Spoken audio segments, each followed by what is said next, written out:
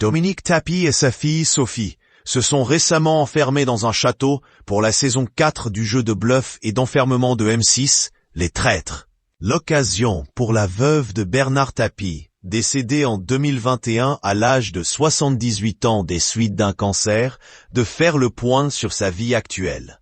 C'est dans Gala que Dominique Tapie a décidé de s'exprimer. C'est ma fille Sophie qui m'a proposé de tenter l'aventure avec elle. Elle m'a dit « J'habite Biarritz et toi, Paris. Quand on se voit, c'est toujours avec les enfants. Ce sera une parenthèse à deux qui va te sortir de tes problèmes. » J'avoue que l'idée de passer 8 jours coupés du monde avec Sophie, ça me plaisait bien, a d'abord confié la femme de 78 ans. Avant d'ajouter, j'étais aussi motivé par l'idée de gagner au profit de la Fondation Bardot pour rendre à Brigitte un peu de ce qu'elle m'a donné. Car celle qui a partagé la vie de Bernard Tapie pendant 52 ans a pu compter sur le soutien de l'icône lorsque la justice lui a tout saisi. Criblée de dettes après le décès de son mari, elle a dû se résigner à vendre de nombreux biens. Au moulin de Comble-la-Ville, j'avais des animaux. Chevaux, poneys, ânes, moutons.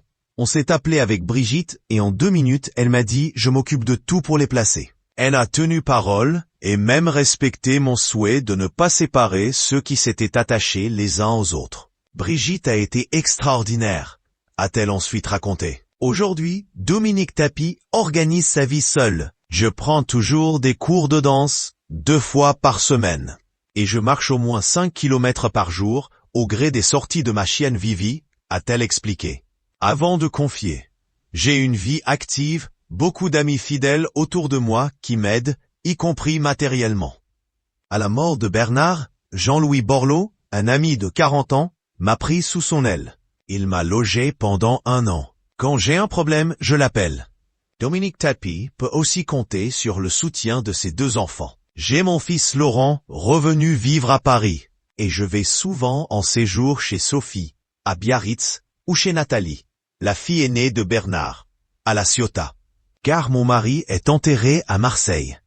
Je n'y suis pas allé depuis novembre, et ça me manque, a détaillé la grand-mère de César et Elena, les enfants de Sophie Tapie et Baptiste Germain.